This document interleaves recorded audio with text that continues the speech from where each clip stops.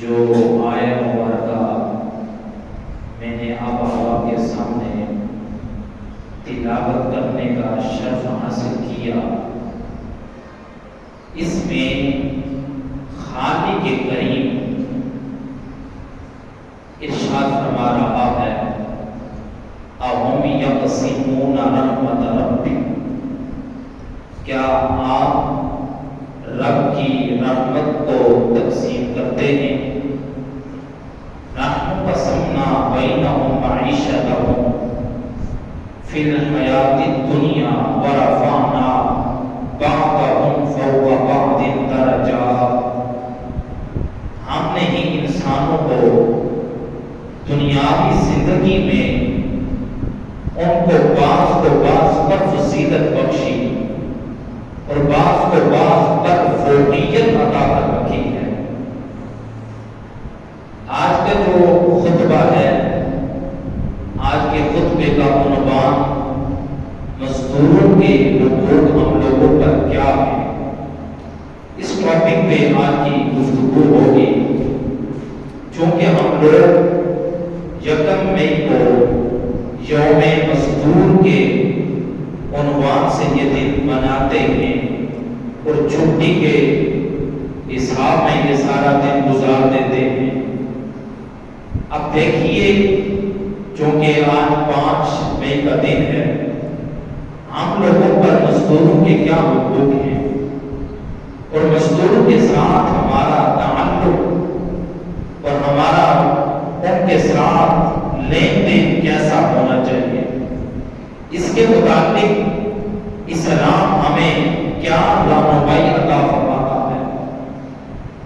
دیکھیے، قرآن مجید کی جو آیہ مبارکہ میں نے آپ احباب کے سامنے تلاوت کی، اس میں تو خالق کریم نے ارشاد فرمایا کہ ہم نے درجہ بندی بنا رکھی ہے اور ہم نے ہی بعض پر فوقیت عطا فرما رکھی ہے۔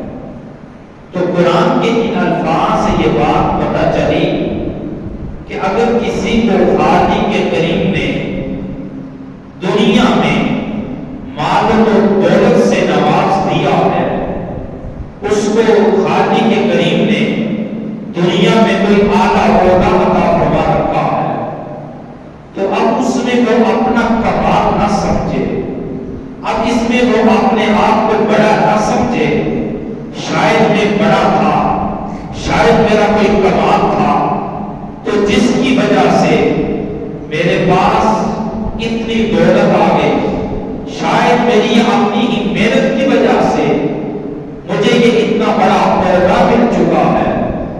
نہیں، یہ سوچ غلط ہے۔ اگر کوئی اعلیٰ عہدے پر نہیں پہنچ سکتا، اگر کوئی مزدور ہے، اگر کوئی غریب ہے، اگر کوئی مالی اعتبار سے کمزور ہے، تو وہ احساس کمتری کا شکار نہ ہو کہ شاید میں بالکل ہی معاشرے میں میری کوئی ویلیو نہ تھی، میری معاشرے میں کوئی قدر نہ تھی، کہ میں آج اپنی زندگی کے اس پیج پہ پہنچ چکا ہوں کہ جہاں میری زندگی کے یہ ایام گزارنا میرے لیے مشکل ہو چکا ہے۔ نہیں، قرآن کریم کے ان الفاظ سے یہ پتہ چلا، اگر کوئی اعلیٰ عہدے پر ہے، اگر کسی کو خالق کریم نے مال و دولت عطا کر رکھا ہے، تو وہ مال و دولت کے مل جانے کے بعد، اعلیٰ عہدے کے مل جانے کے بعد وہ غرور و تکبر نہ کرے۔ اگر کسی کو اعلیٰ عہدہ نہیں ملا، اگر ظاہری طور پر کسی کے پاس دنیا کا مال نہیں ہے، تو وہ احساس سے کم تری کا شکار نہ ہو، یہ مالک کے قریب کی مرضی ہے۔ وہ ارشاد فرما رہا ہے نحن قسمنا بینہم معیشتہم فی الحیاۃ الدنیا ورفعنا بعضہم فوق بعض درجات، کہ ہم نے انسانوں کی زندگی میں بعض کو بعض پر فوقیت دی اور ہم نے ہی درجہ بندی بنا رکھی ہے۔ اب اسے یہ پتہ چلا کہ اگر کوئی امیر ہے تو یہ بھی خالق کریم کا اس پہ کرم اپنی مرضی سے کسی بھی انسان کا دل نہیں چاہتا کہ میں غریب بن جاؤں. اپنی مرضی سے کسی بھی انسان کا یہ دل نہیں چاہتا کہ میں ایک عام سا مزدور بن جاؤں. ہر انسان یہ چاہتا ہے کہ میرے پاس دنیا کی دولت ہو. ہر انسان یہ چاہتا ہے میرے پاس اعلیٰ عہدہ ہو. جب میں گھر سے باہر نکلوں تب بھی مجھے عزت ملے. جب میں گھر سے واپس گھر پہنچ جاؤں تب بھی مجھے عزت کی نگاہ سے دیکھا جائے. جب میں اپنے ادارے میں پہنچوں, اپنے آفس میں پہنچوں تو وہاں بھی لوگ مجھے سلام یا عقیدت پیش کریں. ہر انسان یہ چاہتا ہے. مگر سارے ہی اگر دولت مند ہو جائیں, اگر سارے ہی افسر بن جائیں تو بتائیں یہ دنیا کا نظام پھر کون چلائے؟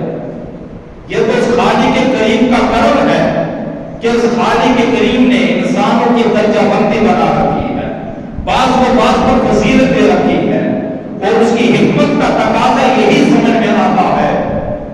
اگر سارے ہی امیر بن جائیں پھر کوئی انسان دوسرے کا کام کرنے کے لیے تیار نہیں ہوگا.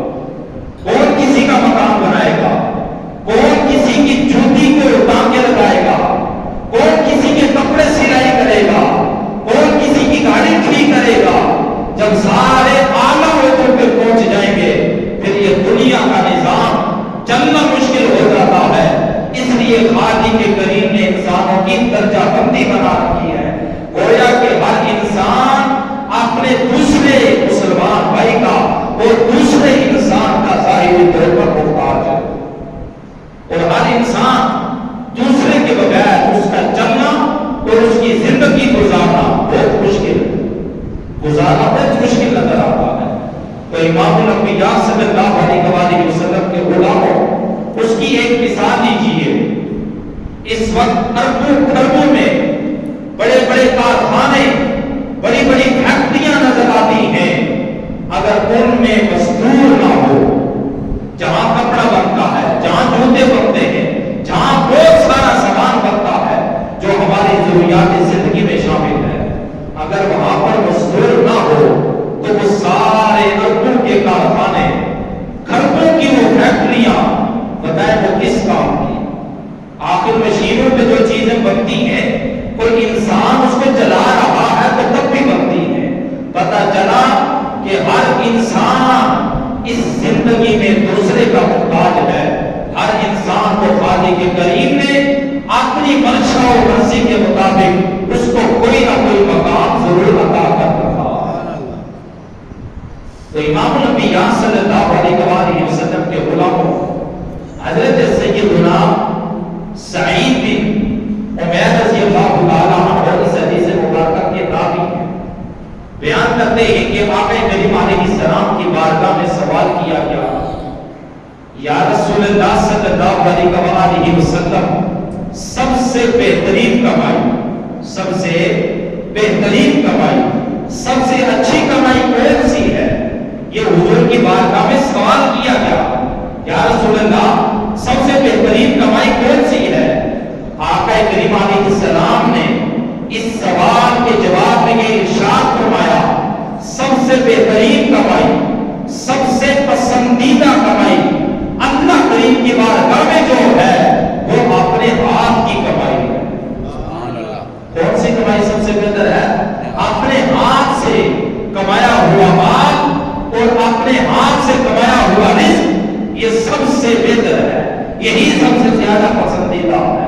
مزید آگے فرمایا وہ تجارت کہ جس تجارت میں کسی قسم کا دھوکہ, کسی قسم کا فراڈ نہ ہو, اللہ کریم کو وہ بھی سب سے زیادہ محبوب لگتی ہے. سبحان اللہ. اور اگلی حدیث مبارکہ میں آقا کریم علیہ السلام نے ارشاد فرمایا, آپ لوگ جب کھانا کھاتے ہیں سب سے زیادہ محبوب ترین کھانا اللہ کریم کو وہ کھانا لگتا ہے جو انسان اپنے ہاتھ سے کماتا ہے. دیکھا مزدور کی اسلام میں کتنی حوصلہ افزائی کی گئی, اس کی کتنی قدر بیان کی گئی کہ جب انسان اپنے ہاتھ سے کماتا ہے, اپنے ہاتھ سے کما کر کھاتا ہے, گویا اللہ کریم کو وہ کھانا اس کا سب سے زیادہ محبوب لگتا ہے.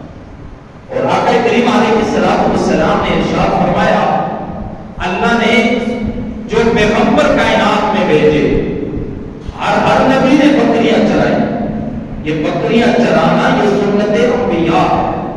آج ہم اس کام کو تو بھول چکے، اگر کوئی یہ کام کر رہا ہو تو ہم اپنی نظروں میں اس کو کم تر سمجھتے ہیں کہ یار یہ عام سا آدمی ہے۔ دیکھیں یہ عام سا آدمی تو ہوگا، مگر اس کا جو فعل ہے، جو اس کا شعبہ ہے، جو اس کا کام ہے، اس کام کی نسبت کو دیکھیے، وہ کام وہ کر رہا ہے جو اللہ کے پیغمبر دنیا میں آ کر کرتے رہے۔ تو نبی کریم علیہ السلام نے ارشاد فرمایا، اللہ نے جو انبیاء کائنات میں مبعوث فرمائے انہوں نے بکریاں چرائی۔ آقا کریم علیہ السلام کی بارگاہ میں صحابہ نے پوچھا، یا رسول اللہ صلی اللہ علیہ وآلہ وسلم، کیا آپ نے بھی بکریاں چرائی؟ آقا کریم علیہ السلام کائنات میں سب سے اعلیٰ انسان ہیں، تمام انبیاء کے امام ہیں، تمام رسولوں کے امام ہیں۔ اب آقا کریم علیہ السلام کا جواب سماعت فرمائیں۔ نبی کریم علیہ السلام نے ارشاد فرمایا، ہاں مکہ کے لوگوں کی بکریاں میں بھی چرایا کرتا ہوں۔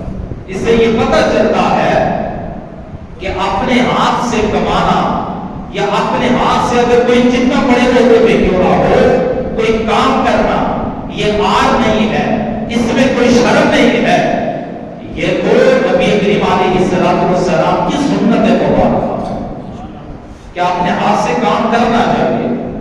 اس موجودہ وقت میں اگر کسی کو کوئی عہدہ ملتا ہے، کوئی جتنا بڑے عہدے پہ ہوگا اتنا ہی وہ اپنے ہاتھ سے کام کرنا اپنے لیے عار سمجھتا ہے، شرمندگی سمجھتا۔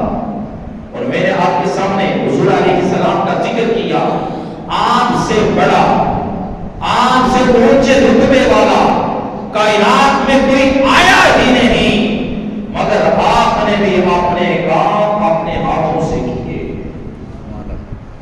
تو امام الانبیاء صلی اللہ علیہ وآلہ وسلم کے غلاموں، اس لیے ہمیں یہ جو مزدور کا دن آتا ہے، اس موقع پر اسلام ہمیں یہ ترغیب دیتا ہے، اسلام ہماری یہ رہنمائی کرتا ہے کہ مزدور کو اس کا حق دیا جائے۔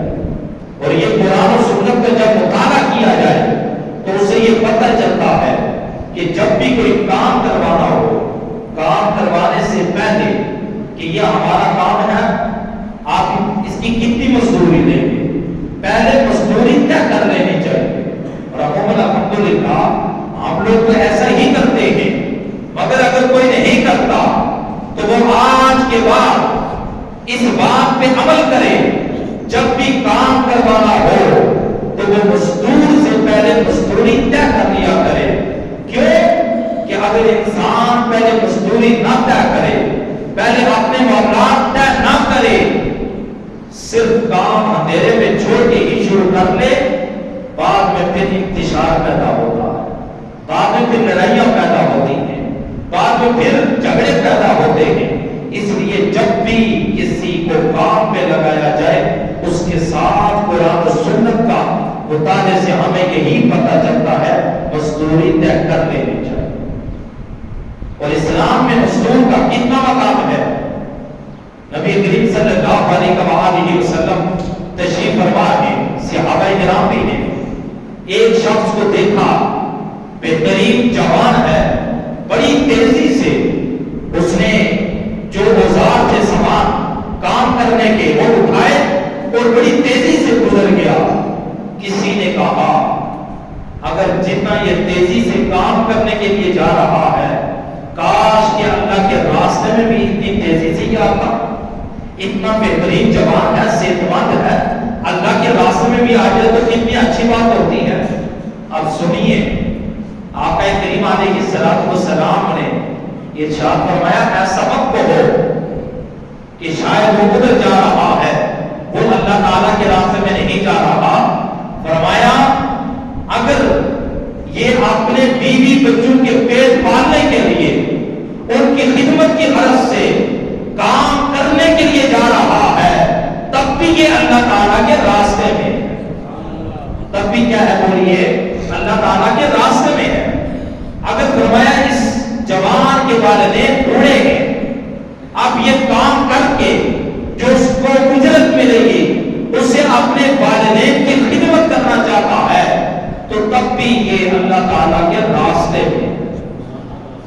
مزید آگے ارشاد فرما دیا، فرمایا اگر یہ حرام کاموں سے بچنے کے لیے، حرام سے بچنے کے لیے حلال کے لقمے کی تلاش میں فقط اپنے ہی لیے جا رہا ہے تو تب بھی یہ اللہ تعالیٰ کے راستے میں، تب بھی اللہ تعالیٰ کے راستے میں۔ ہاں، ان تین چیزوں کے سوا اگر شیطانی راستے پہ چل رہا ہے تو پھر، یا کوئی اور غرض ہے تو پھر وہ شیطان کے راستے پہ۔ اسے پتہ چلا جب ہم لوگ گھر سے نکلتے، ہماری نیت جب یہی ہو، اگر کوئی اپنے آفس میں جا رہا ہے، کوئی بھی زندگی سے اس کا کسی بھی شعبے سے تعلق رکھتا ہے، جب جا رہا ہو یہ نیت کر کے گھر سے نکلے، جو میں گھر سے نکل رہا ہوں میں رزق کے حلال کی تلاش کے لیے جا رہا ہوں، وہ اس کا گھر سے نکلنا ہی عبادت میں شامل ہوگا، یہ بھی عبادت میں شامل ہوتا ہے۔ اسلام تنگ نظر مذہب نہیں ہے، اور تنگ نظری نہیں سکھاتا، نہیں کہ اگر مسجد میں آ کے، یہاں آ کے نماز پڑھ لی، یہاں اگر آپ نے قرآن کی تلاوت کر لی، یہاں اللہ اللہ کی ضربیں لگا دی تو آپ اللہ کے راستے میں ہو، نہیں۔ اسلام کتنا اعلیٰ مذہب ہے، کتنی اعلیٰ سوچ ہمیں دے رہا ہے کہ اگر ہم رزق کے حلال کی تلاش میں خود اپنے لیے کمانے کے لیے گھر سے نکلتے ہیں، لیکن سوچ رزق کے حلال کی ہونی چاہیے، تب بھی ہم اللہ تعالیٰ کے راستے میں ہوتے ہیں۔ ایک بزرگ انہوں نے ابو ذر کو دیکھا کہ وہ بہترین قسم کا لباس خود بھی انہوں نے پہنا ہوا ہے اور ان کے غلام نے بھی پہنا ہوا ہے۔ اب جب انہوں نے یہ دیکھا تو پوچھا، اے ابو ذر کیا وجہ ہے کہ آج جو لباس آپ نے پہن رکھا ہے، آپ نے غلام کو یعنی ملازم کو آپ نے وہی لباس پہنا رکھا ہے، اس کی کیا وجہ ہے؟ حکم تو یہی ہے نا، جو خود کھاتے ہیں وہی اپنے ملازمین کو کھلائیں، جو اچھا خود پہنتے ہیں وہی اپنے ملازمین کو پہنائیں۔ اور حدیث مبارکہ ہے، مسلمان ہوتا ہی وہ ہے جو اپنے لیے پسند کرے وہی اپنے مسلمان بھائی کے لیے پسند کرے۔ یہ نہیں ہے کہ انسان اپنے لیے اعلیٰ سے اعلیٰ چیزیں پسند کرتا رہے اور اپنے مسلمان بھائیوں کے لیے، اپنے ملازمین کے لیے تھرڈ کلاس کی چیزیں پسند کرے اور انہیں پیچھے رکھے نہیں۔ اسلام ہمیں اس بات کی تعلیم نہیں دیتا۔ جس قدر آپ جو چیزیں اپنے لیے پسند کرتے ہو، اپنے مسلمان بھائیوں کے لیے، اپنے ملازمین کے لیے، اپنے ماتحت لوگوں کے لیے وہی پسند کرو۔ جب یہ پوچھا گیا تو انہوں نے یہ جواب دیا کہ میں نے ایک دفعہ اپنے ماتحت جو میرے غلام تھے ان میں سے کسی کو میں نے گالی دے دی، یعنی ماں کی حساب سے کوئی غیرت کے الفاظ دلائے، جیسے ہم لوگ کسی کو بعض اوقات نہ چاہتے ہوئے غصے کے عالم میں ہونا تو نہیں چاہیے، حدیث مبارکہ میں اس کی ممانعت ہے، اس قسم کے الفاظ زبان سے کیا دیتے ہیں۔ فرمایا میں نے یہ کیا دیے تو تاجدار کائنات صلی اللہ علیہ وآلہ وسلم نے وہ الفاظ سنے نا تو پتہ ہے کیا ارشاد فرمایا؟ فرمایا ابو ذر، زمانہ جاہلیت کا وہ اثر ابھی آپ کی طبیعت سے ظاہر نہیں ہوا، زمانہ جاہلیت کا وہ اثر آپ کی طبیعت سے، آپ کے کردار سے، آپ کے مزاج سے ابھی نہیں نکلا، اس کے بعد سے میں نے یہ تعین کر دیا ہے کہ جو میں پہنوں گا میرے غلام وہی پہنیں گے، اور جو میں کھاؤں گا میرے غلام، میرے ماتحت لوگ وہی کھائیں گے، جو میں اپنے لیے پسند کرتا ہوں ان کے لیے بھی میں وہی پسند کرتا ہوں۔ تو امام الانبیاء صلی اللہ علیہ وآلہ وسلم کے غلاموں، یہ حدیث مبارکہ تو آپ نے کثرت سے سن رکھی ہے اور ہر ایک کو یاد بھی ہے۔ وہ حدیث مبارکہ یہ ہے کہ آقا کریم صلی اللہ علیہ وآلہ وسلم نے ارشاد فرمایا، مزدور کو اس کی مزدوری، اس کی اجرت، اس کا پسینہ خشک ہونے سے پہلے دے دیا۔ کتنی اعلیٰ تعلیم ہے۔ ایسا نہ ہو کہ ہم کسی سے کام کرواتے رہیں، جب پورا دن گزر جائے، 10 دن گزر جائیں جب وہ اپنی مزدوری مانگے، لوگ کرتے ہیں ایسا، پھر ٹھیکیداری سلسلہ ہوتا ہے اس میں کہ جی کل آنا پرسوں آنا، چکر لگواتے رہتے ہیں، جبکہ اسلام نے اس چیز سے ہمیں منع فرمایا کہ جب مزدور اپنا کام پورا کر لے، اس کا پسینہ بھی خشک نہ ہو، تو اس کا جو حق ہے اس کو پہلے آپ دے دو۔ ہمیں اس بات پہ عمل کرنے کی ضرورت ہے، اور حضور علیہ السلام کے اس خوبصورت فرمان کو اپنی زندگی میں نافذ کرنے کی اور اس کو اپنانے کی ضرورت ہے۔ یہ نہ ہو کہ وہ آئے، ہم ٹال مٹول سے کام لیتے رہے، کل آنا، کل وہ آئے، پرسوں آنا، اگلے دن آنا، ایسا نہ کیا جائے۔ حدیث مبارکہ میں اس لیے اس کے بڑے سخت موانع بیان کی گئی ہے، اور قرآن کریم کے الفاظ ہیں کہ جن کا مفہوم یہ ہے کہ آپ ان کو ان کا حق دینے میں کمی کیوں کرتے ہو؟ وَلَا تَبْخَسُوا الَّذِينَ، آپ ان کو ان کا حق دینے میں کمی کیوں کرتے ہو؟ اسے یہ پتہ چلا قرآن و سنت سے ہمیں مزدور کا حق دینے کا حکم دیا گیا، اور حدیث قدسی ہے، نبی کریم علیہ السلام نے ارشاد فرمایا کہ اللہ کریم یہ ارشاد فرما رہا ہے، حدیث قدسی فرمان اللہ کا ہے، آقا کریم علیہ السلام بیان فرما رہے ہیں کہ خالق کے کریم نے یہ ارشاد فرمایا کہ میں کل روز محشر 3 قسم کے لوگوں سے جھگڑا کروں گا۔ کتنے لوگوں سے؟ 3 قسم کے لوگوں سے میں جھگڑا کروں گا۔ اللہ اکبر، سنیے، فرمایا پہلا وہ شخص جو میرے نام پر قسم کھائے اور کوئی وعدہ کرے، آپس میں معاہدہ کرے اور اس کو پھر وفا نہ کرے، اس کو توڑ دے، ایسے شخص سے کل قیامت کے دن میں جھگڑا ہوگا۔ کتنی بڑی سخت وعید ہے۔ وہ جس مالک نے ہی کرم فرمانا ہے، وہ جس کی رحمت کے وہاں پر ہم منتظر ہوں، اگر وہی ہم سے اس وقت اپنا رخ پھیر لے تو خود سوچیں اس وقت ہم کہاں جائیں گے۔ ہم تو چھوٹی چھوٹی باتوں پہ قسمیں بھی کھاتے ہیں، چھوٹی چھوٹی باتوں پہ قسم کے الفاظ ادا کر کے وعدے بھی کر لیتے ہیں۔ کبھی ہم نے سوچا ہماری چھوٹی چھوٹی گفتگو یہ کہاں تک پہنچتی ہے؟ اور قرآن کریم میں ویسے بھی وعدے کے متعلق ارشاد فرمایا گیا، وَأَوْفُوا بِالْعَهْدِ إِنَّ الْعَهْدَ كَانَ مَسْئُولًا، جب وعدہ کرو تو وعدہ پورا کرو، وعدے کے مطابق پوچھا جائے گا۔ فرمایا جو شخص اللہ رب العالمین کے نام کی قسم کھا کے کوئی وعدہ کرے اور اس وعدے کو وفا نہ کرے، اللہ کریم فرماتا ہے ایسے شخص سے کل بروز محشر میں جھگڑا ہو۔ اور دوسرا وہ شخص جو کسی آزاد انسان کو فروخت کر دے، فروخت کرنے کے بعد اس کی قیمت پا لے، فرمایا ایسے شخص سے بھی میں جھگڑا ہوں۔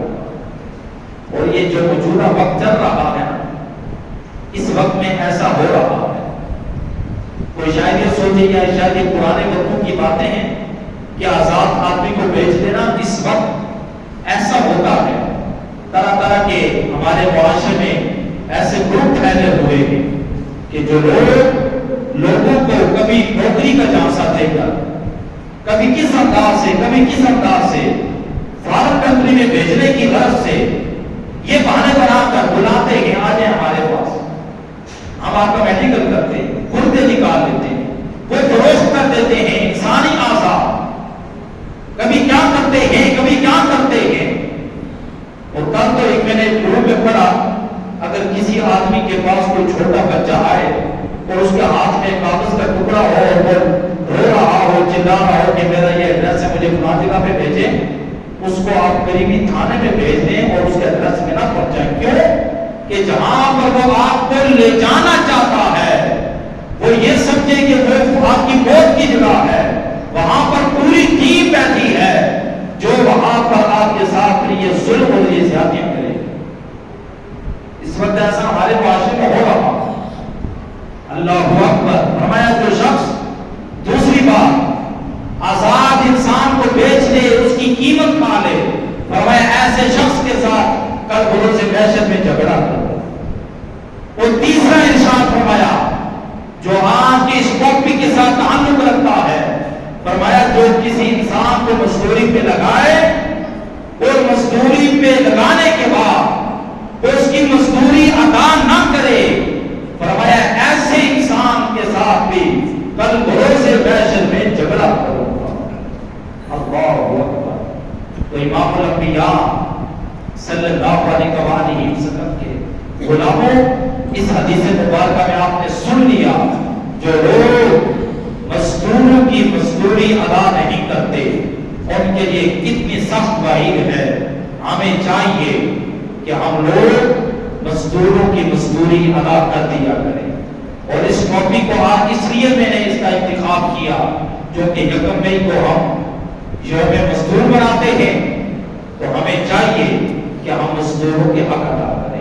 اور آقا کریم علیہ السلام کی تعلیمات سے اور آپ کے عمل سے یہ ہمیں میسج ملتا ہے کہ ان کی جہاں مزدوری ادا کی جاتی ہے ساتھ ساتھ ان کی ایکسٹرا ہیلپ کی جائے, ان کی مدد کی جائے, ان کے ساتھ حسن سلوک سے پیش آیا جائے, ان کو اپنے ساتھ بٹھا کر کھانا کھلایا جائے. اور ایک حدیث مبارکہ میں تو یہاں تک ہے اگر وہ آپ کے لیے کھانا پکاتے ہیں اس میں وہ کتنی تکلیف برداشت کرتے ہیں, جب وہ آپ کے لیے کھانا لے کر آپ کے ٹیبل پہ پہنچائیں تو بہتر ہے ساتھ بٹھا کر کھلائیں. اگر ساتھ بٹھا کر نہیں کھلاتے تو کم از کم اتنا ضرور کریں اس میں سے کچھ کھانا آپ انہیں بھی دیتے. اللہ کریم ہم سب کو مزدوروں کے حقوق ادا کرنے کی توفیق عطا فرمائے. وما علیہ الا البلاغ.